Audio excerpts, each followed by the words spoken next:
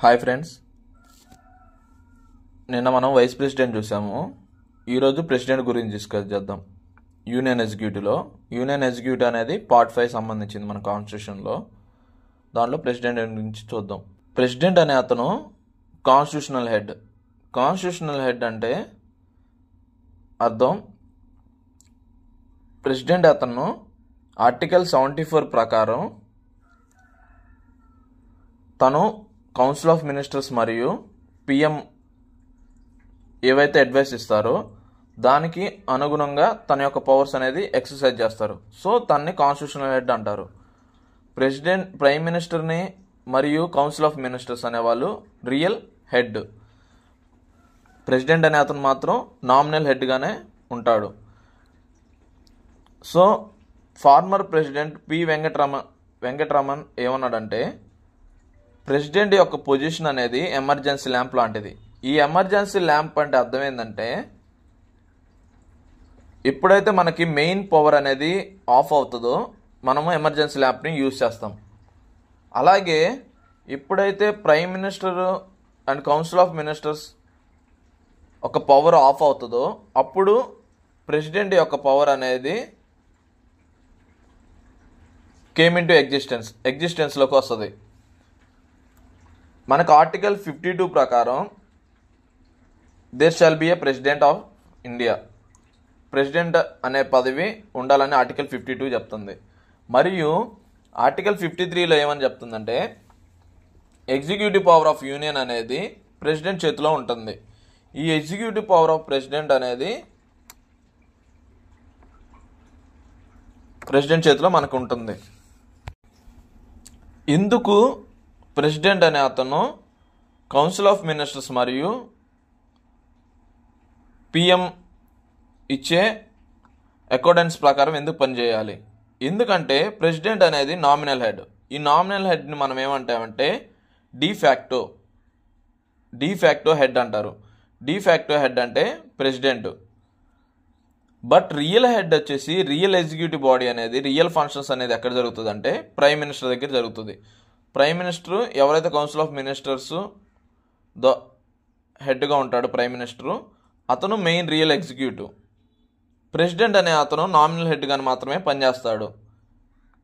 కాబట్టి ఈ council of ministers ఇచ్చే అడ్వైస్ ప్రకారం ప్రెసిడెంట్ పనిచేయాలి.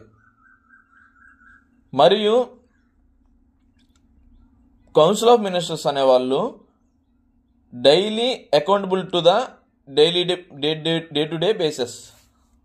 ఏవైతే డే టు డే బేసిస్ జరుగుతాయో వాటికి కౌన్సిల్ ఆఫ్ మినిస్టర్స్ అకౌంటబుల్. కానీ ప్రెసిడెంట్ అనే అతను ఈ డే టు డే బేసిస్ కానీ వాటికి అకౌంటబుల్ కాదు.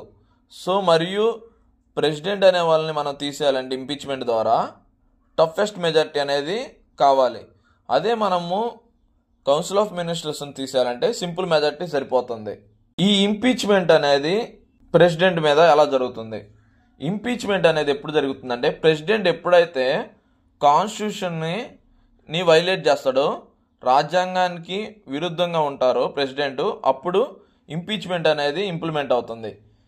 ఎందుకు ప్రెసిడెంట్ ఇంపీచ్ అవుతారు? ఎందుకంటే ప్రెసిడెంట్ ఎప్పుడైతే ఓత్ తీసుకుంటారో, ప్రమాణ స్వీకారం చేసేటప్పుడు తను ఏమని చేస్తారంటే to preserve, to protect and defend the constitution అని ఓత్ చేస్తారు.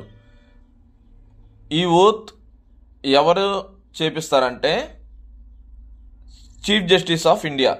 ఒకవేళ chief justice of India options అయి ఉంటే సీనియర్ మోస్ట్ జడ్జి సుప్రీంకోర్టు ద్వారా ఓత్ అనేది జరుగుతుంది ప్రెసిడెంట్. ఇక్కడ మనకి డిఫెండింగ్ ద కాన్స్టిట్యూషన్ అనే వర్డ్ యూజ్ చేశారు కదా. ఈ డిఫెండింగ్ ఆఫ్ ద కాన్స్టిట్యూషన్ అంటే అర్థం ఏంటంటే checking the arbitrary access of different institutions. For suppose మనకి ఎగ్జిక్యూటివ్ బాడీ ఉంది. ఈ ఎగ్జిక్యూటివ్ బాడీ ఒక వర్క్ ఏంటంటే లెజిస్లేచర్ మరియు జ్యుడిషియరీ చేసే ఫంక్షన్స్ మీద చెక్ చేయటం. మరియు జ్యుడిషియరీ ఒక వర్క్ ఏంటంటే లెజిస్లేచర్ మరియు ఎగ్జిక్యూటివ్ మీద వర్క్ చేయటం. అసలు రియల్ డిఫెండర్ ఆఫ్ కాన్స్టిట్యూషన్ ఎవరు? రియల్ డిఫెండర్ ఆఫ్ కాన్స్టిట్యూషన్ అంటే సుప్రీంకోర్టు. ఎందుకు మనం ఇక్కడ ప్రెసిడెంట్ అన్నాం కదా, president defending of the constitution అన్నాం కదా, మరి ఎందుకు ఇక్కడ supreme court defender of the constitution అయిందంటే ప్రెసిడెంట్ అనే అతనికి పవర్ లేదు ఈ జ్యుడిషియరీ కానీ ఎగ్జిక్యూటివ్ కానీ లెజిస్లేచర్ మీద కానీ చెకింగ్ చేయడానికి తనకు ఒక పవర్ అనేది లేదు. బట్ సుప్రీంకోర్టు అనేది జ్యుడిషియల్ రివ్యూ ద్వారా డిపెండింగ్ ఆఫ్ ద కాన్స్టిట్యూషన్ అనేది జరుగుతుంది. మరియు మనకి ఇంపీచ్మెంట్ ఆఫ్ ప్రెసిడెంట్ అనేది ఏ ఆర్టికల్లో ఉంది? ఇంపీచ్మెంట్ ఆఫ్ ప్రెసిడెంట్ అనేది మనకి ఆర్టికల్ 61లో ఉంటుంది. ఈ ఇంపీచ్మెంట్ ఆఫ్ ప్రెసిడెంట్ మనకు చెప్పినట్టు వైలేషన్ ఆఫ్ కాన్స్టిట్యూషన్ జరిగితే ఇంపీచ్మెంట్ అనేది ప్రొసీజర్ జరుగుతుంది. ఈ ప్రొసీజర్ని ఒక మోషన్ ద్వారా మూవ్ చేస్తారు. అది ఎయిదర్ హౌస్లో అయినా మేబీ లోక్సభలో అయినా కానీ ప్రవేశపెట్టచ్చు ఆ మోషను, లేదంటే రాజ్యసభలో అయినా మోషన్ ప్రవేశపెట్టచ్చు. ఈ మోషన్ని ఎవరైతే ప్రవేశపెడతారో వాళ్ళు 1/4 మెంబర్స్ అనేవాళ్ళు దానికి సపోర్ట్ చేయాలి. సపోజ్ ఈ మోషన్ని ఇంపీచ్మెంట్ ఆఫ్ ప్రెసిడెంట్కి మోషన్ అనేది లోక్సభలో ప్రజెంట్ చేశారు. దీన్ని 1/4 మెంబర్స్ అనేవాళ్ళు సపోర్ట్ చేయాలి. అదే మనకి యుఎస్ఏ అనుకోండి, ఇంపీచ్మెంట్ ఆఫ్ ప్రెసిడెంట్ అనేది మనకి ఓన్లీ లోయర్ హౌస్లోనే జరుగుతుంది. అదే ఇండియాలో అయితే అప్పర్ హౌస్లో జరగచ్చు లేదా లోయర్ హౌస్లో జరగచ్చు. మరియు యుఎస్లోని అప్పర్ హౌస్ సెనేట్ అనేది ఇన్వెస్టిగేషన్ ఛాంబర్గా మాత్రమే పనిచేస్తుంది. మనం ఇంపీచ్మెంట్ చేయాలంటే ప్రెసిడెంట్ ఇండియాలో 14 days బిఫోర్ నోటీస్ ఇవ్వాలి. ఈ 14 days నోటీస్ అయిపోయిన తర్వాత మాత్రమే మనము ఇంపీచ్మెంట్ ప్రాసెస్ అనేది మనము స్టార్ట్ చేస్తాం. ఎప్పుడైతే మోషను 1/4 మెంబర్స్ అనే వాళ్ళు సైన్ చేస్తారో ఈ సైన్ చేసిన 1/4 మెంబర్స్ ఈ నోటీస్ మనకి పంపించిన తర్వాత 14 days అయిపోయిన తర్వాత మనకి ఆ మోషన్ మీద మనకి పార్లమెంట్లో ఓటింగ్ అనేది జరుగుతుంది. ఈ మోషన్ అనేది ఒకవేళ ఇప్పుడు మనకు సపోజు లోక్సభలో ప్రవేశపెట్టారు ప్రెసిడెంట్ని రిమూవల్కి, ఇంపీచ్మెంట్కి. ఇక్కడ ఓటింగ్ ఎంత జరగాలంటే 2/3 ఆఫ్ ద టోటల్ స్ట్రెంత్. అంటే మనకి ఇప్పుడు ప్రజెంట్ మనకి 543 మెంబర్స్ లోక్సభలో ఉన్నారు.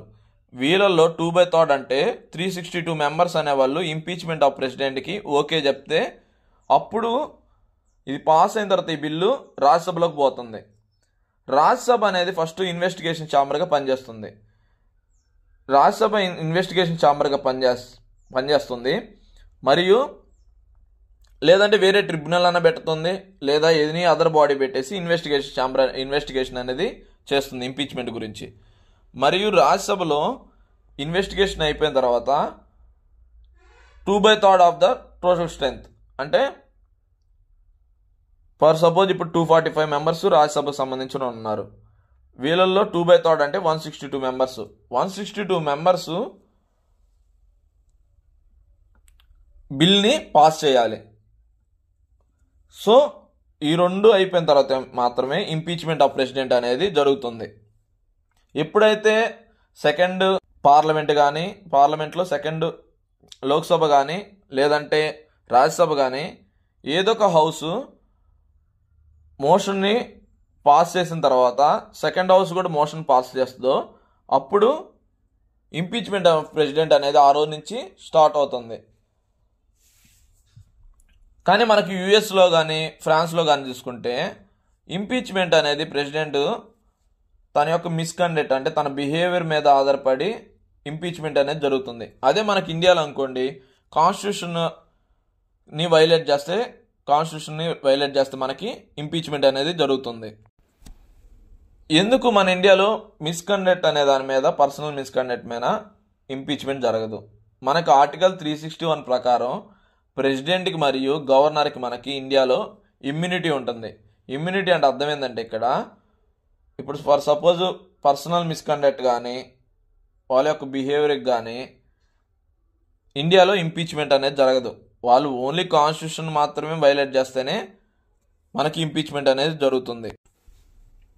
ఆర్టికల్ 361 ప్రకారం ప్రెసిడెంట్ గవర్నర్ అనేవాళ్ళు not answerable to any court. ఎందుకు వీళ్ళు ఆన్సరబుల్ కాదు ఎనీ కోర్టుకి? ఎందుకంటే వీళ్ళు నామినల్ హెడ్ మాత్రమే. రియల్ హెడ్ ఎవరో మనకు చెప్పుకుంది మనం, కౌన్సిల్ ఆఫ్ మినిస్టర్స్ వీళ్ళు. సో వీళ్ళు అనేవాళ్ళు answerable to the court, president అనేవాళ్ళు ఆన్సరబుల్ కాదు. మరియు క్రిమినల్ ప్రొసీడింగ్స్ అనేది ఎప్పుడైతే వాళ్ళు ప్రెసిడెంట్ కానీ గవర్నర్ కానీ ఎప్పుడైతే వాళ్ళ పదవిలో ఉంటారో వాళ్ళ మీద క్రిమినల్ ప్రొసీడింగ్స్ అనేవి జరగవు.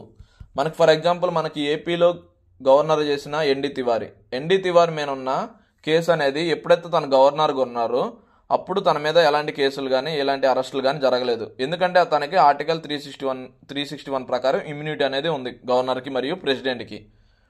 మరియు సివిల్ ప్రొసీడింగ్స్ అనేవి ఇనిషియేట్ చేస్తారు, కానీ దానికి ముందు వాళ్ళు 2 months నోటిఫికేషన్ ఇవ్వాలి. సో ఫర్ సపోజ్ ఎవరన్నా కానీ ప్రెసిడెంట్ మీద సివిల్ ప్రొసీడింగ్స్ అనేవి చేశారు, వీళ్ళు 2 months నోటిఫికేషన్ ఇచ్చిన తర్వాత మాత్రమే ప్రెసిడెంట్ మీద ఎంక్వైరీ అనేది జరుగుతుంది. ఇప్పుడు ప్రెసిడెంట్ అనే అతను ఇంపీచ్ అయితే ఏం జరుగుతుంది? ప్రెసిడెంట్ ఇంపీచ్ అయితే ఆ ప్లేస్ అనేది వేకెన్సీ అవుతుంది, అంటే ఖాళీ ఉంటుంది ప్రెసిడెంట్ ప్లేస్ అనేది.